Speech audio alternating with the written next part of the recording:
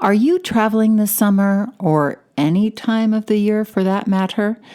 Traveling for many people, whether it's for business or for pleasure, can wreak havoc with the best laid weight loss plan.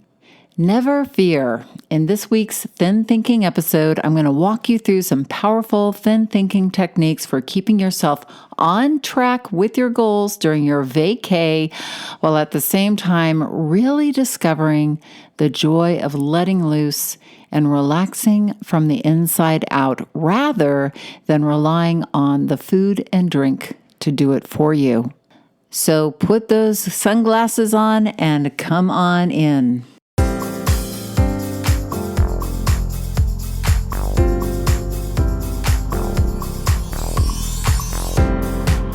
Did you know that our struggle with weight doesn't start with the food on your plate or get fixed in the gym? 80% of our weight struggle is mental. That's right. The key to unlocking long-term weight release and management begins in your mind. Hi there, I'm Rita Black. I'm a clinical hypnotherapist, weight loss expert, best-selling author, and the creator of the Shift Weight Mastery process. And not only have I helped thousands of people over the past 20 years achieve long-term weight mastery, I am also a former weight struggler, carb addict, and binge eater.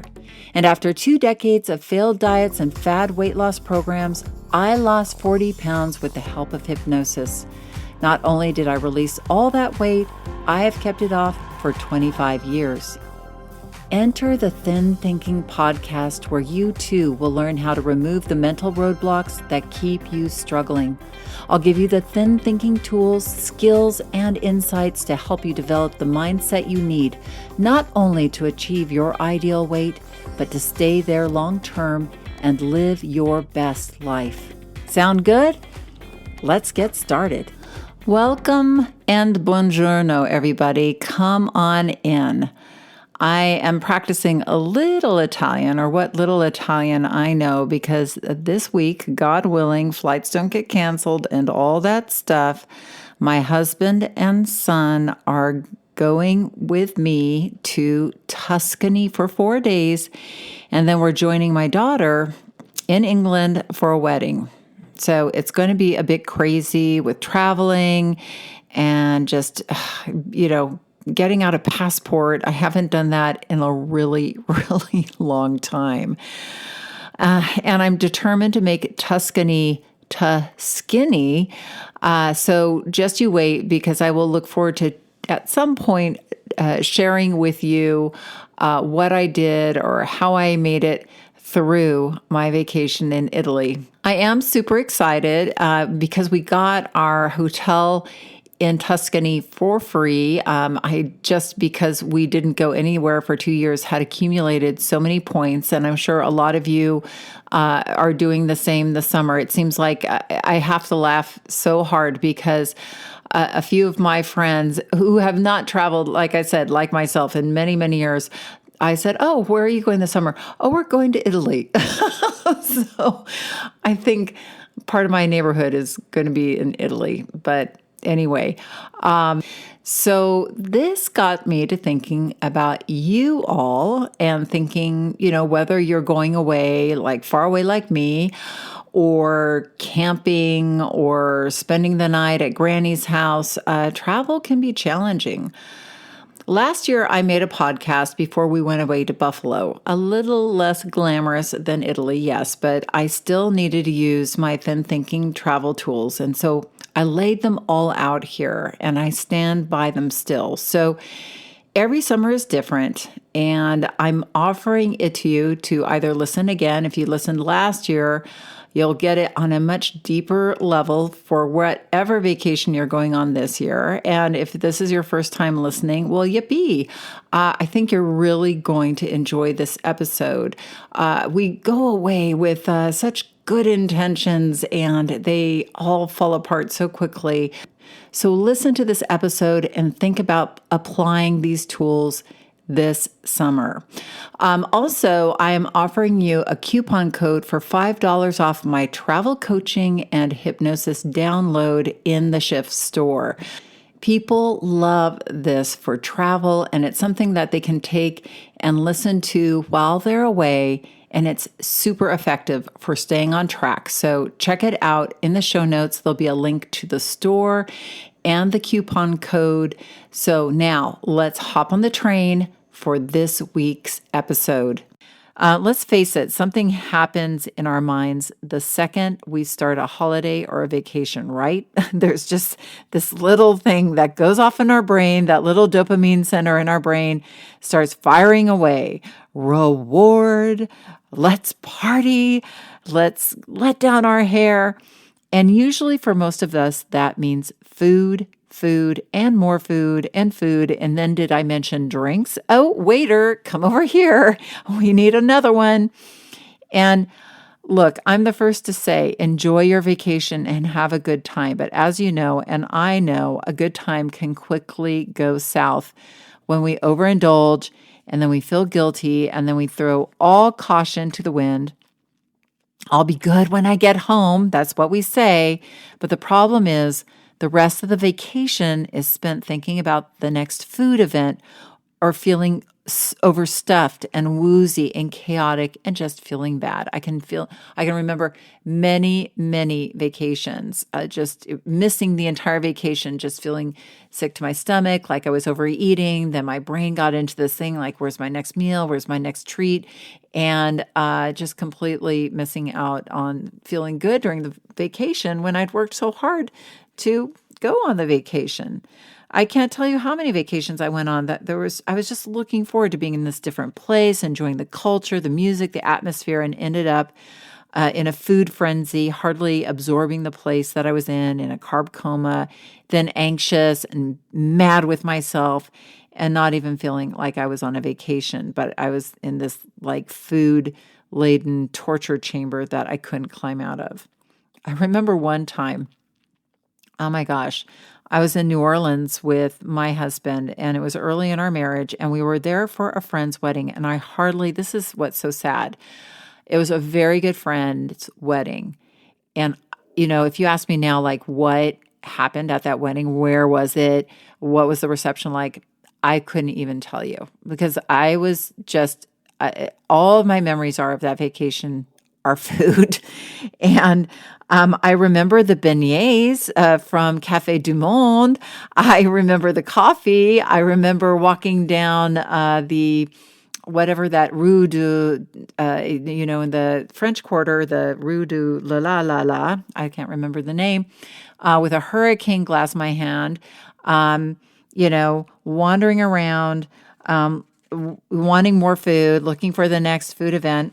I was feeling stuffed and bloated from everything I'd already eaten, feeling hazy and hating myself. But at the same time, I remember, even though I felt this way, this is what's crazy. I said to my husband, how long do you think it will take for us to feel hungry enough to eat again?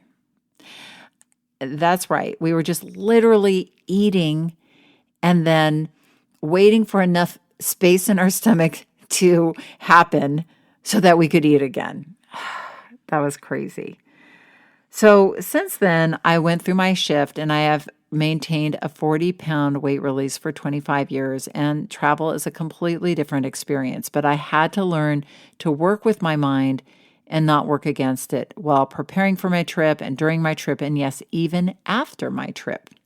So I'm excited to share with you my thin thinking strategies for having an awesome summer travel experience where you stay aligned with your weight release or weight maintenance goals. Okay, so let's jump in.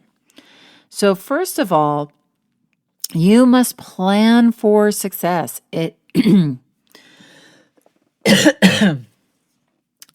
So first of all, you must plan for success. It ain't gonna just happen. So let me tell you about the brain and travel. In your brain, when you go out traveling, like I said earlier, your brain equates travel with reward, letting down your hair, being away, time off. And your reward center is kind of on steroids. And for this reason, willpower just isn't going to cut it. Now, if you follow me or know, read anything I've written, or been on seen any videos of mine, you know that there's 12% of your mind is your willpower part of your mind. So that's pretty much how much of your mind is engaged in being good when you travel. Like, I can't tell you how many clients or people that, I'm helping will say, "Oh yeah, we're going away. I've got it down. I think I'm going to be good." And I was like, "Well, have you prepared?" And they're like, "Oh no, I know I got it. I'm going to be good." No, no, the going in with just this idea of being good when you're on vacation is, like taking a butter knife into battle. It just ain't going to happen.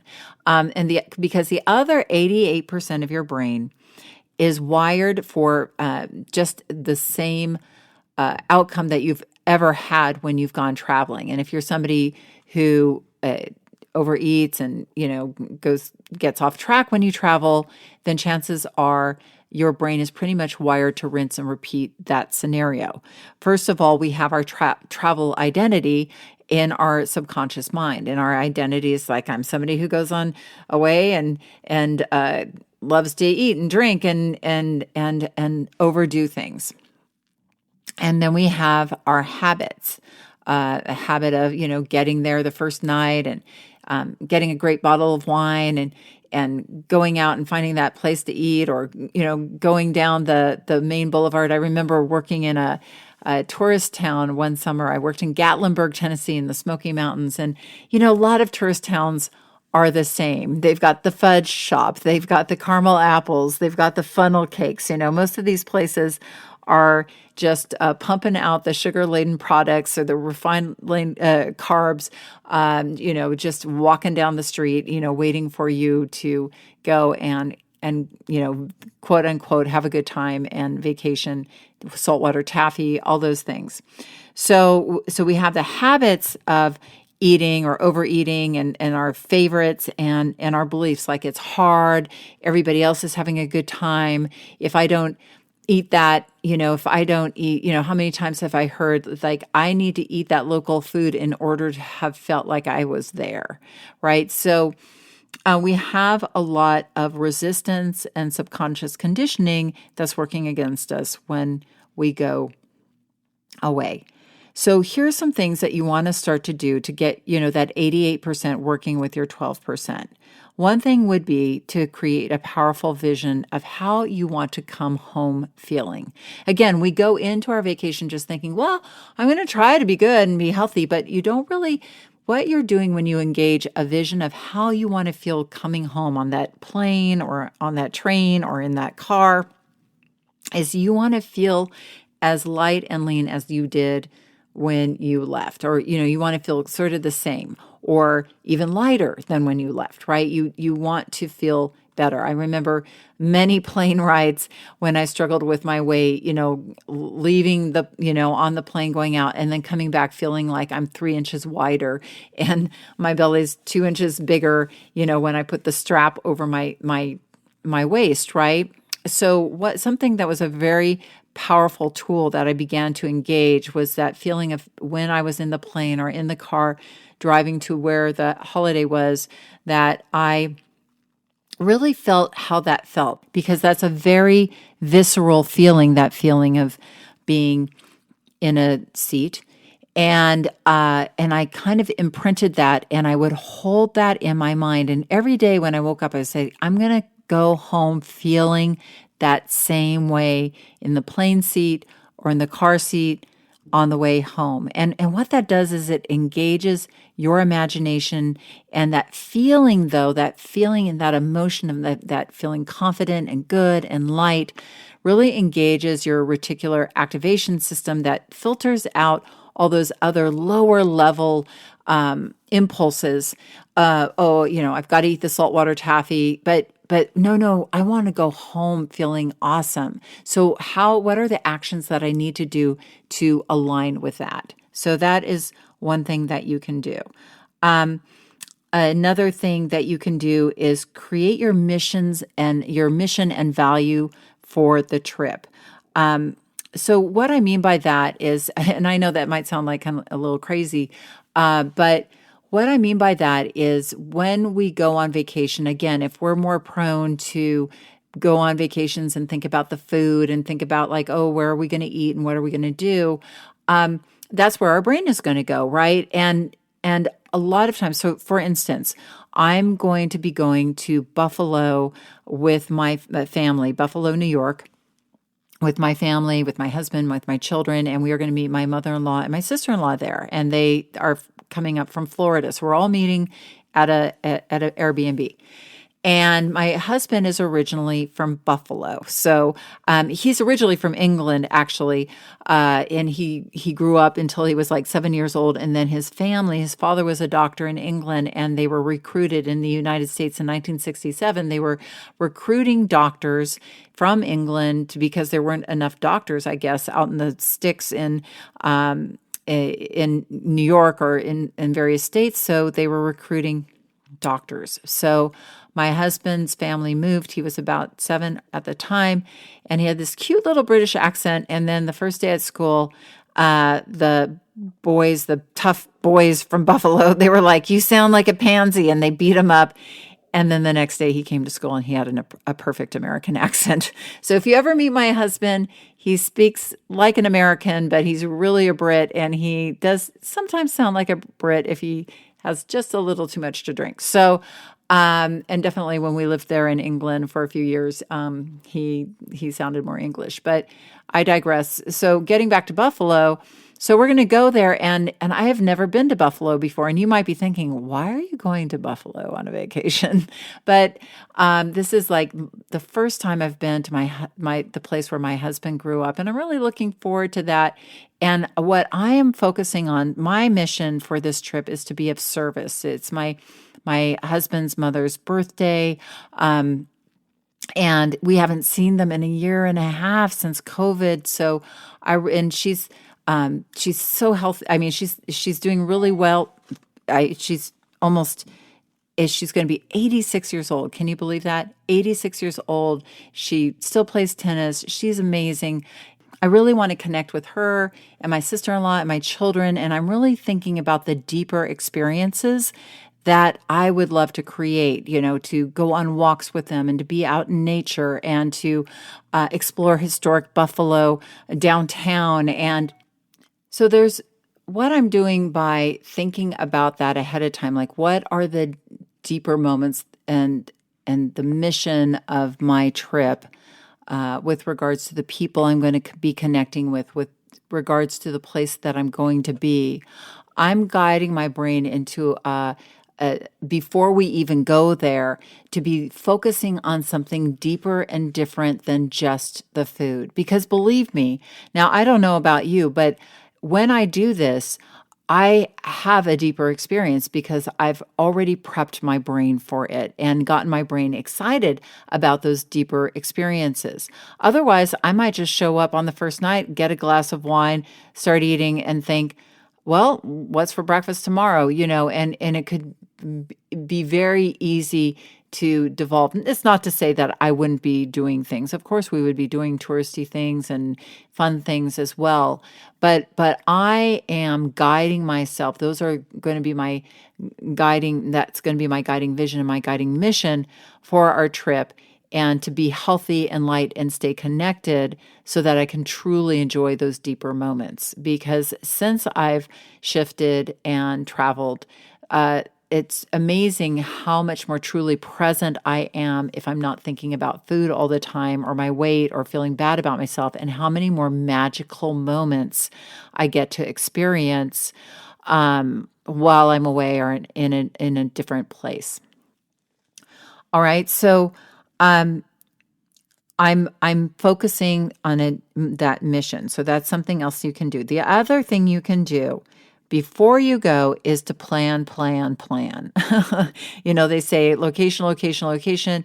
With regards to travel, plan. What can you plan? Well, what is your weight goal for your trip? I know that might sound a little strange, like I'm not going to lose weight. Or, well, maybe if you are on a weight release journey, are you really truly going to plan to release weight? And if you are, what is that going to look like? Again, we can hope to lose weight, but unless you truly have a plan of action, chances are habit is going to take over, and you're going to end up in old behaviors. So if you truly want to release weight while you're away, think about the exercise. Think about the meals that you might want to have ahead of time. You might even think about going online and looking at restaurants that might have healthy options so that you can stay on track.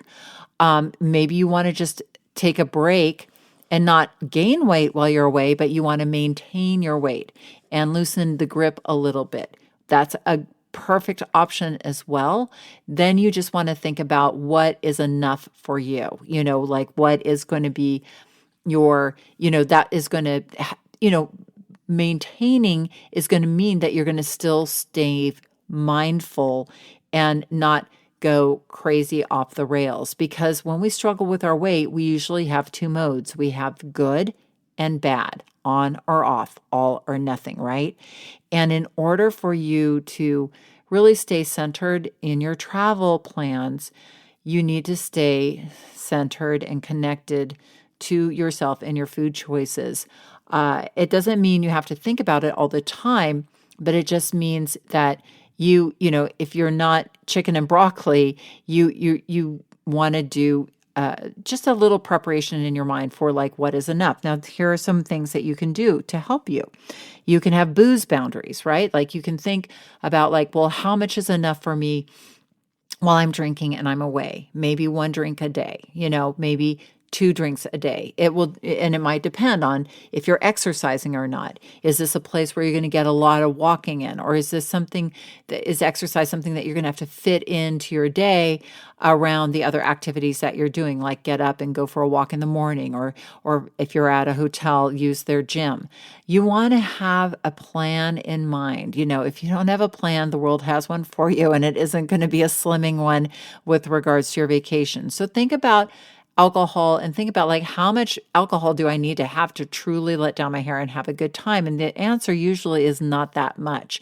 In fact, alcohol has sort of a, if you drink alcohol, because some people don't, but if you do, a glass to a glass and a half is probably about the amount that you can have before it starts to have a downward spiral impact on your health, on, not even delivering, like loosening you up and making you feel chilled out. It starts to work against you. It's a depressant. So you want to think about that, and you want to think about how, maybe you'll have alternatives like drinking water or bringing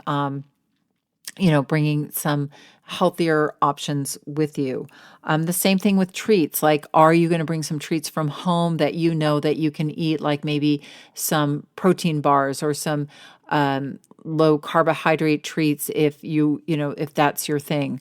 Or because I think one thing I see people getting into is they get into sugar on an empty stomach, and then that makes them want to eat more and more and more and more. And it's so easy when you're away, because a lot of vacation places or, when we travel, it's really easy to get into the sugar and carbs really quickly. So how are you going to manage that for yourself, and make sure that also that the people you're traveling with, maybe you can get on board with them and get aligned with their expectations. Before we went away for spring break, we went up to where my daughter goes to school in Northern California. She's at Berkeley, and we, she was not able to come home because the school was asking that students didn't leave the area because of COVID. So we went to Napa Valley, and my family had never been there before. And that's like the food capital of the world, right? Or the food capital of the West Coast. So we knew that there was going to be a lot of opportunities to eat out and to drink. And so we set some limits for ourselves. We said we want to have a really healthy holiday. We moved every day. We did some amazing hiking. It was beautiful in Napa. It was green. There were wildflowers. I'd just never seen it. You hear about the fires in Napa, and we thought the mountains would all be burned, but it was like actually the part we were in, it was just gorgeous. It looked like Ireland and lovely and green.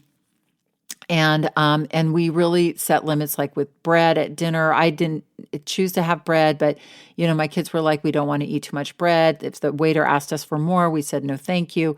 But we had all sort of signed off on that ahead of time, and that really made it easier in the moment. That we had a theme to our vacation, which was to stay healthy and to leave our Napa vacation feeling like we didn't go crazy. Now, once you're there, once you are on vacation, here are some things that you want to do is you want to set your environment up for success. So one thing that you can do is if you're going to stay at somebody's house, and like, for instance, when I go and stay at my brother's house, I always go to the grocery store and I make a big salad. My brother isn't a big vegetable and salad person. He's more meat and potatoes, right?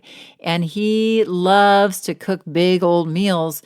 And so I remember when we were staying up there a lot when my mother was sick many years ago, and it was a very, very stressful situation. I remember I just kept a salad in the refrigerator the whole time. They laughed at me, but they actually started eating that salad too. But that salad saved me. Like, so when we sat down to these heavy meat and potato meals, I would have the salad. I would eat some of what they were eating, but I would have my salad sort of as my base. If I had to emotionally eat because my mother was very sick and struggling, I had some salad to eat because I was just like, well, if I'm going to eat, I'm going to eat some salad. And I set my environment up for success. You would have food all over. I just said that food is for my brother. That's not for me. I had to play a powerful mind game. Now, when I'm going to Buffalo, we're going to be staying in a house. My guess is there are going to be also some treats, and I'm going to have to, we're going to have to talk about managing the treats because depending on the mood people are in, my sister-in-law may want to have some things. My mother-in-law may want to have some things. They're pretty healthy eaters. So for the most part, we should be fine. But if there are things sitting out on the counter, I'll put them away in the cupboard just so that I don't have to see them. Other people can eat them. I'll let them know where they are.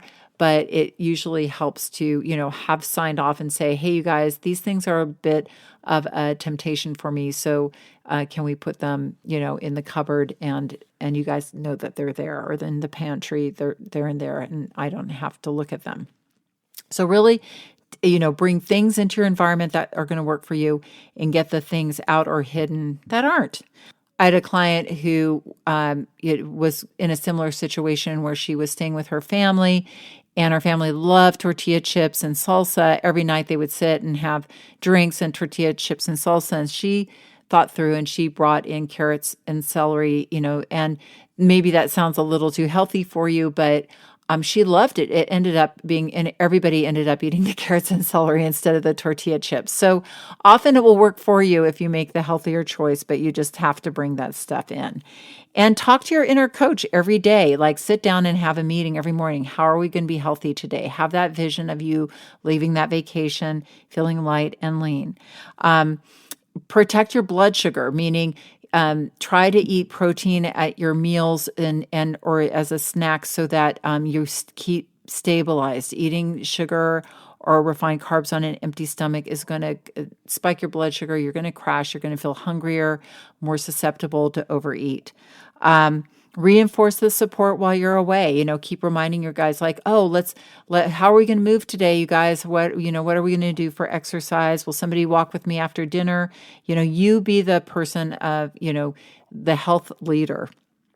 And I think it's also important for you to take breaks away from the crowd. If you're around a lot of people, maybe you're on vacation by yourself, but if you're with a bunch of people, especially in a house, I think it's important to have you time away from everybody because our brain gets very overstimulated when we're around other people, and then we tend to overeat. So take those brain breaks and forgive yourself. If you get off track, just get back on track. Do not start over. Do not start over. And promise yourself that before you leave. I am not going to start over.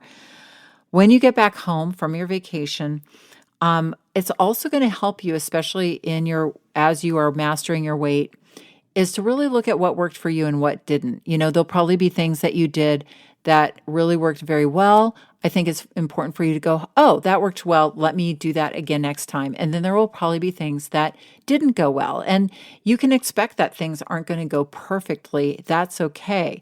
But, when things don't go perfectly, don't lose the lesson, learn from it. So if you have to overeat a whole bag of saltwater taffy to learn that doesn't work for you ever again, that's probably the best bag of saltwater taffy you ever ate, right? So if you really learn from it, then you don't lose the lesson. So really do what, I would call a debrief of of your vacation, and think of yourself like a CIA agent. We're doing a debrief now of the vacation with your inner coach, so that you can really think about what worked, what didn't, so the next time you travel, you'll be that much better and that much more masterful at traveling. All right, so you guys, you can do this. You can have an amazing vacation. Stay centered, stay connected with yourself. That's the most important thing.